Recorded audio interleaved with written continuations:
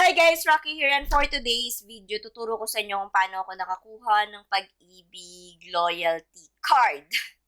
Bago kayo mag-isip na kumuha ng Pag-ibig Loyalty Card, make sure na active member kayo ng Pag-ibig. Kasi kung hindi rin kayo i-allow na kumuha ng Pag-ibig Loyalty Card. Only dun sa mga active members. Ibig sabihin, meron kang contribution. Kung employed ka, tapos yung company mo nagbabayad ng Pag-ibig, walang problema.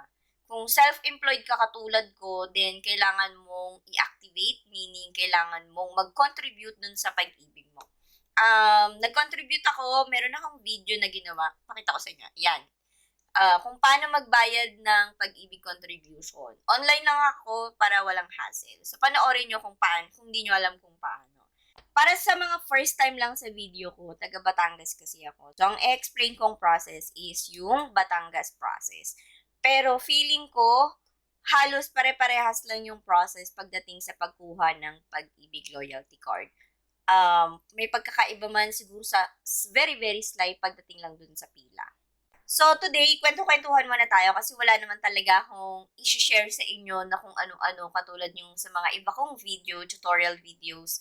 So ngayon, kwento-kwento muna tayo tungkol dun sa process na ginawa ko. Pero before I explain the process, let me tell you first kung ano yung reasons ko kung bakit gusto kong kumuha ng Pag-ibig Loyalty Card. Number one reason, it's because it's also a valid ID. Kasi meron ka dong picture, meron kang signature, tapos may pangalan ka doon. So, itong ID na to, it's a government-issued ID. So, tatanggapin nila to as your valid ID.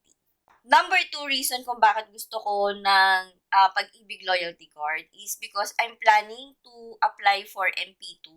So, sabi nung kapatid ko, kailangan ko daw ng Pag-ibig Loyalty Card para makapag-apply ako ng MP2. I haven't tried it yet, though meron na ako ngayon na Pag-ibig Loyalty Card. Soon, kapag na-try ko, then, inform ko kayo. Bigyan ko kayo ng idea kung paano mag-apply ng MP2 online. Kasi online lang din daw siya eh. Pero kailangan mo daw talaga ng Pag-ibig Loyalty Card. I'm not really sure, okay? Kung totoo yun, kasi hindi ko pa natatry. Number three, it's because gusto ko mag-apply ng multi-purpose loan ng Pag-ibig. So, kailangan ko ng Pag-ibig Loyalty Card. Kasi ang alam ko, dito na nila pinapasok yung mga loans ninyo. So, kung mag-apply kayo ng loan, eto na. Kailangan nyo talaga siya. So, kahit may employer kayo, kailangan nyo ng Pag-ibig Loyalty Card to apply. Now, alam nyo na yung mga naiisip ko kung bakit gusto kong makakuha ng Pag-ibig Loyalty Card. Let me explain to you yung process na ginawa ko sa pagkuha nito. And para sa mga first time lang sa video ko or hindi nakakailam, taga Batangas kasi ako. So, sa may Lipa ako kumuha. Pag-ibig Lipa ako kumuha ng nag-apply ng Pag-ibig Loyalty Card.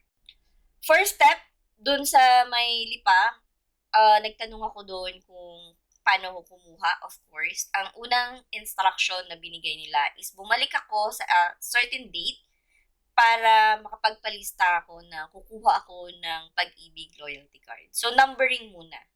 Okay? Kasi hindi siya araw-araw na pwede ka mag-apply na parang punta ka doon tapos asikasuhin ka na nila. Hindi. So, parang once lang in a month kung saan kung kailan ka magpapalista. So, kunyari ngayon is April, para yung sa May, meron kang day inform ka ng guard kung kailan yung day, kung kailan ka pwedeng bumalik para makapagpalista. Second step, of course, masunurin akong bata. Nung binigyan ako ng date kung kailan ako babalik, bumalik naman ako. Mga nakarating ako doon, mga 8:30 a.m. sa Pag-ibig. Tapos, nagbibigayan na sila doon ng number. Parang si Kuya Guard lang yung mag-a-assist na magbibigay ka ng number. Tapos, tatawagan na lang yung number kung ano yung nakuha mo. So, nung dumating ako doon ng mga 8:30, siguro mga 8:45 na, ang nakuha ko ng number is pang 400 plus na siya. So, parang 442, 441 yata. Kasi dalawa kami ng asawa ko na gustong kumuha ng Pag-ibig Loyalty Card. And then, nung tinawag na yung pangalan namin, mga hapon na yun. So, naggala-gala muna kami. Umalis-alis muna kami, kumain kami, ganon. Kasi kung hihintayin mo, biruin mo umaga yun nung nakakuha ka. Kasi nakakuha kami as in umaga. Pagdating doon, binigyan naman kami agad ng number. Tapos nung naghihintay na kami ng number, nung malapit na kami, may dumating ulit na parang gustong kumuha din ng number. Kaya lang sabi ni kuya, nakapagbigay na siya ng 470 na number. Hindi na daw siya magbibigay next na ulit. So, kung kukuha kayo ng Pag-ibig loyalty card, pipila kayo, make sure na nandun kayo ng maaga. So, kami, kung medyo na late kami, nawalan na rin kami ng number. So, next month na ulit. So, yung date kasi, hindi nila alam kung kailan talaga na. Hindi siya yung parang every 5th of the month is magbibigay sila ng number. Hindi siya ganun eh. Parang depende din sa kanila kung kailan. So, pag pinabalik kayo, make sure na pumunta kayo ng maaga kasi sobrang haba talaga niya. Sobrang dami ng mga taong nakapila para lang kumuha ng Pag-ibig loyalty card since it's once a month. Nung tinawag na yung number namin, kinausap na kami ng staff sa Pag-ibig. Tapos, binigyan kami ng date kung kailan kami babalik para makakuha or ma-process na yung Pag-ibig ID namin. Tapos, binigyan kami ng time din. Dapat nandun kami ng between 8 a.m. to 12 p.m. Pag wala daw kami doon, hindi na kami aasikasuhin. Yun yung binigay na time I'm not sure kung totoo yun, pero feeling ko, kaya sila na gano'n is, syempre madaming pupunta, diba? So, para ma-process, hindi naman siya automatic na pagdating mo doon, ito na yung ID mo, hindi. May process naman kasi siya, diba? Step 3 or yung last step kung paano ako nakakuha ng Pag-ibig loyalty card is pumunta na ako dun sa araw kung kailan ako ini-schedule or kung kailan kami ini-schedule ng husband ko para kumuha ng Pag-ibig loyalty card. So, may form lang kaming pinirmahan dun and then pinicturan na kami, ganyan. So, pag tatawagin naman yung pangalan nyo kung pipicturan na kayo. Tapos, yun na siya. May bayad lang siya na 125 pesos para dun sa ID. Sobrang bilis lang kasi after mong picturean, wait ka lang saglit, makukuha mo na agad yung Pag-ibig loyalty card mo. Ito yung makukuha mo. Ganito yung envelope niya. So, pag nakita nyo, ayan. So, Union Bank ang nakalagay. Tapos, i-activate mo yung mismong Pag-ibig loyalty card mo dun sa Union Bank. O, diba? Ayan na siya.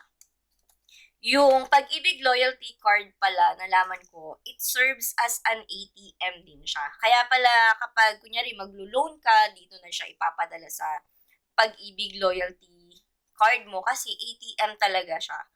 So, meron tong card number, meron tong account number, may expiry date din siya, may CVV. Talagang as in ATM siya ng Union Bank. So, Union Bank tsaka yung Pag-ibig nag-tie up sila. Kaya kapag maglo-loan kayo, sa Pag-ibig, dito na siya dumidiretso. And it serves as savings. Pwede kayong mag-deposit dito. Kung wala kayong bangko, pwede nyo tong lagyan ng laman. And that's it for today's guys. Kung nakikita nyo pa ako, thank you for watching until the end. See you in my next video and don't forget to subscribe, Rockstar. Bye-bye!